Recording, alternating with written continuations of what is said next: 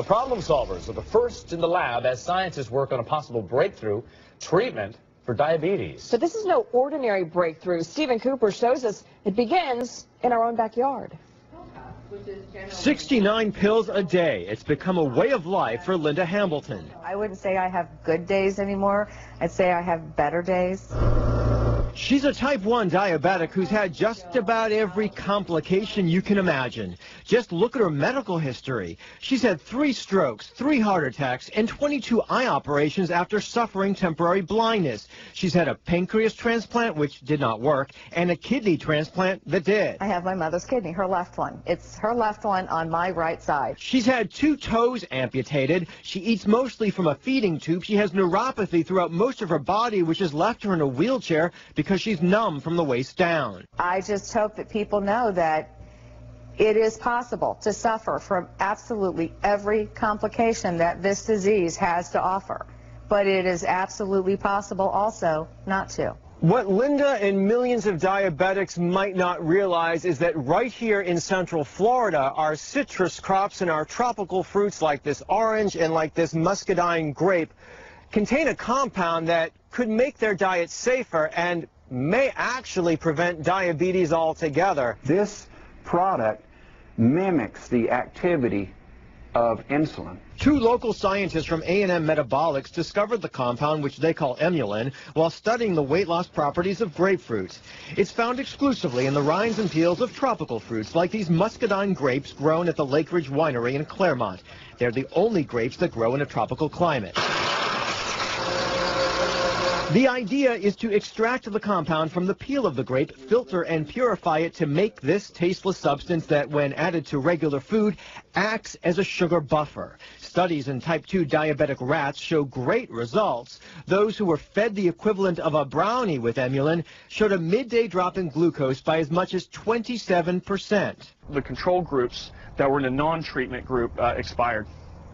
The rats died. Right, the rats died. Emulin works by reducing the amount of carbohydrates absorbed after meals and the amount of glucose manufactured by the liver. It also speeds the removal of excess sugar from the bloodstream. It's not a sweetener or sugar alternative. Think of it as an additive that could be used by mainstream food manufacturers. It would be like putting folate in bread or vitamin D in milk. That's why we do those things, so that those foods have a greater benefit to us. While the scientists are confident emulin can make eating safer for type 2 diabetics and perhaps reduce the onset of diabetes altogether, they're hopeful but not sure yet about type 1.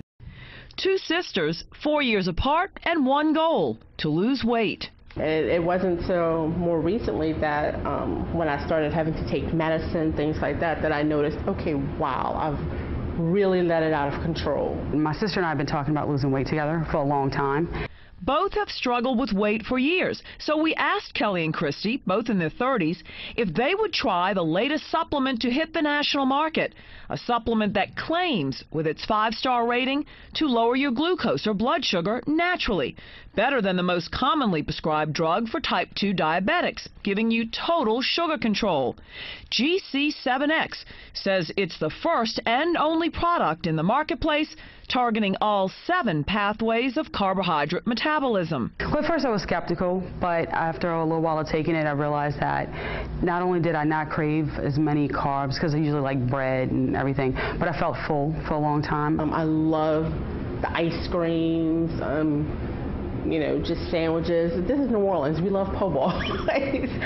So, you know, I started noticing all of a sudden that craving just wasn't there.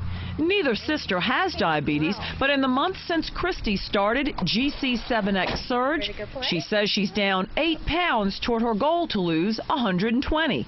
And Kelly says her clothes went down a size towards her goal to lose 30 pounds.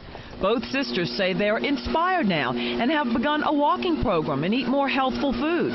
Christy's even cutting back on the Cokes and drinking citrus-flavored water.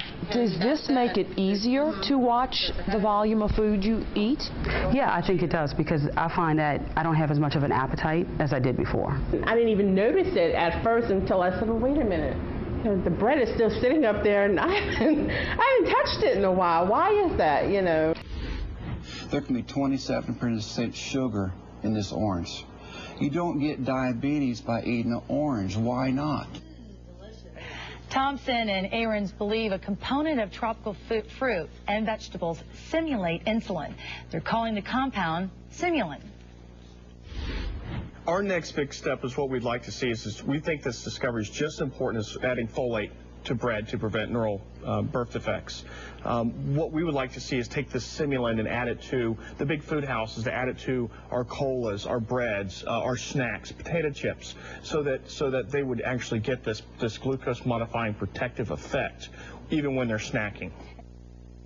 I tasted the brownies that Joe's wife made using the powder, and you really would have to have a keen sense of taste to notice any difference. I let the crew sample them. They liked them as well, and they were hoping that this is going to be kind of like the folic acid. Well, very quickly, why was the orange that was cut and they were holding up, why was it brown around the edges? That was like a Bill Nye the Science Guy experiment right here in our studios. That's the actual part of the citrus that has this component in it. They were just trying to identify it. Gotcha.